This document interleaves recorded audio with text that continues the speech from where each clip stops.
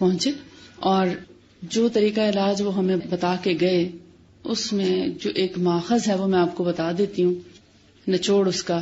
کہ رسول اللہ صلی اللہ علیہ وآلہ وسلم نے وہ طریقہ علاج بتایا ہے جو دنیا میں کسی سائنٹسٹ نے، کسی ڈاکٹر نے، کسی حکیم نے، کسی معالج نے آج تک یا فزیشین نے نہیں بتایا۔ جسمانی بیماریوں کا علاج آپ کرانے کے لیے ڈاکٹرز یا حکیموں کے پاس چلے جاتے ہیں، ان سے رجوع کرتے ہیں،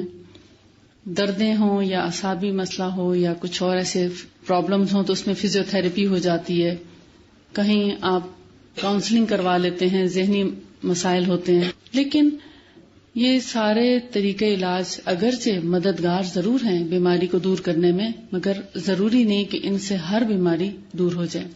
بہت سی بیماریوں کے تہ میں کچھ ایسے فیکٹرز ہوتے ہیں جیسے جنات اور شیاطین کی موجودگی ہوتی ہے یا ان کا عمل دخل ہوتا ہے، وہاں پر ساری میڈیکل سائنس فیل ہو جاتی ہے، اور اگر آپ ایک عام دنیا دار ڈاکٹر سے پوچھیں تو وہ اس روحانی طریقہ علاج کے بارے میں بالکل نابلد ہوگا، اس کو کچھ خبر نہیں ہوگی کہ یہ کون سا طریقہ علاج ہے یا یہ کون سی بیماری ہے، یا جنوں اور شیاطین سے کون کون سی بیماریاں انسان تک پہنچتی ہیں یا منتقل ہوتی ہیں،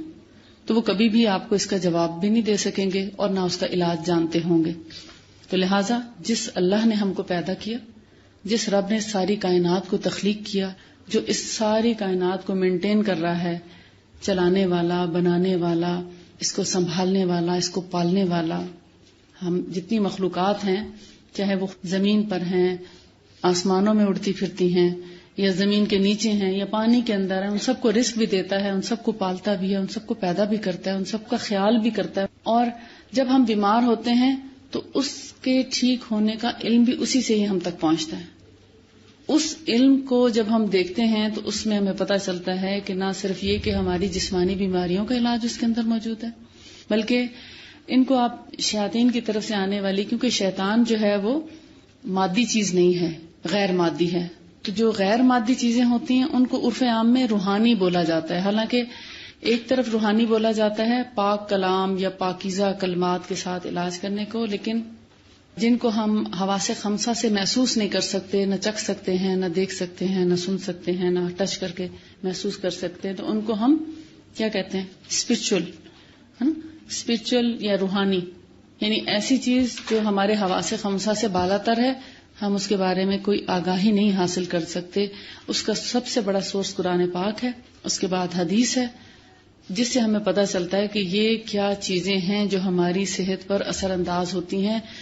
کب کہاں کیسے، وہ انشاءاللہ ہم آگے پڑھیں گے کہ کس کس طریقے سے اثر انداز ہوتی ہیں، ان سے بچاؤ کا طریقہ کیا ہے، اور جو طب نبوی میں سب سے زیادہ پورشن ہے وہ ہے پرہیز، حفظان صحت اور حفاظتی تدابیر، اور اسی کے بارے میں عموماً لوگ کانشیس نہیں ہوتے۔